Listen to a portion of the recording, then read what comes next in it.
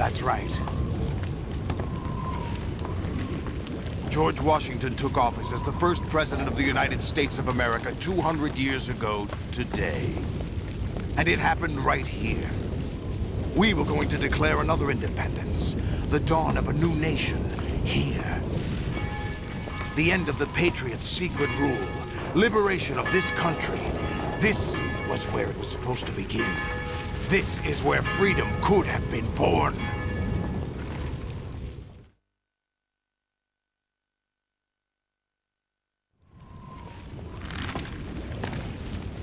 All you want is power at any cost. Jack, it's not power I want. What I wanted to take back from the Patriots are things like freedom, civil rights, opportunities. The founding principles of this country. Everything that's about to be wiped out by their digital censorship. Jack, listen to me. We're all born with an expiration date. No one lasts forever. Life is nothing but a grace period for turning the best of our genetic material into the next generation. The data of life is transferred from parent to child. That's how it works. But we have no heirs, no legacy. We brothers are called les enfants terribles. Cloned from our father, with the ability to reproduce conveniently engineered out. What is our legacy if we cannot pass the torch? Proof of our existence, a mark of some sort.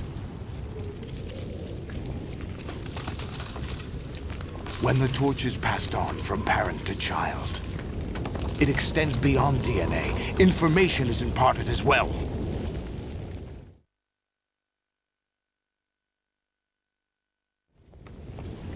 All I want is to be remembered by other people, by history.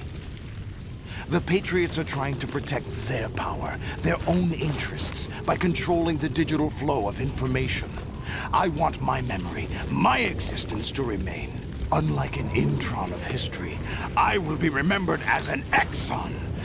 That will be my legacy, my mark in history. But the Patriots would deny us even that. I will triumph over the Patriots and liberate us all, and we will become the Sons of Liberty!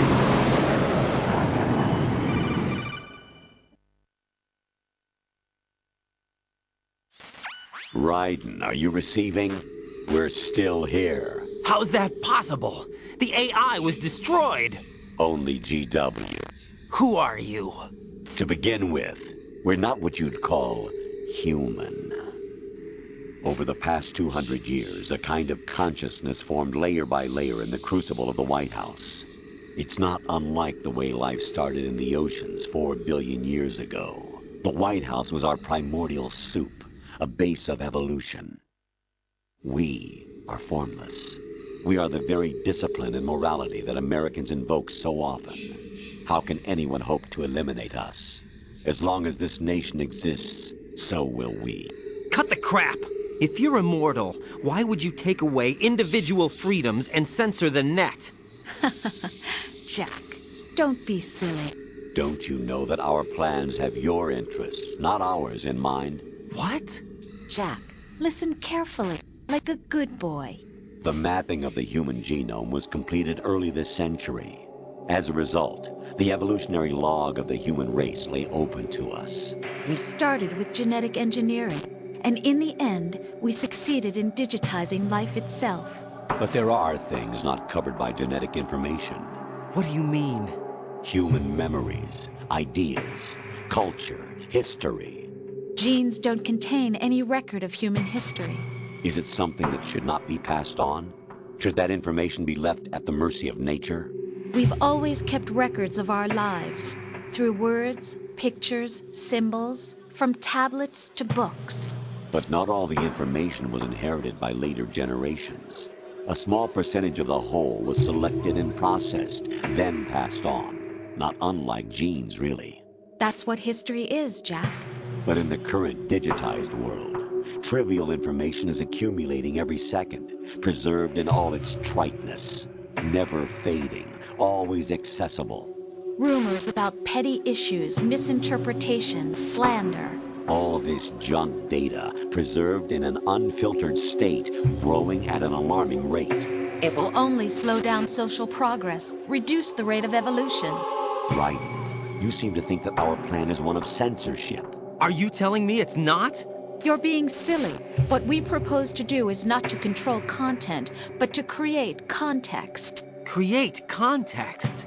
The digital society furthers human flaws and selectively rewards development of convenient half-truths. Just look at the strange juxtapositions of morality around you. Billions spent on new weapons in order to humanely murder other humans. Rights of criminals are given more respect than the privacy of their victims. Although there are people suffering in poverty, huge donations are made to protect endangered species. Everyone grows up being told the same thing. Be nice to other people. But beat out the competition. You're special. Believe in yourself and you will succeed. But it's obvious from the start that only a few can succeed.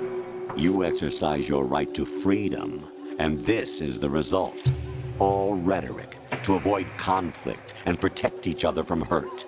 The untested truths, spun by different interests, continue to churn and accumulate in the sandbox of political correctness and value systems. Everyone withdraws into their own small gated community, afraid of a larger forum.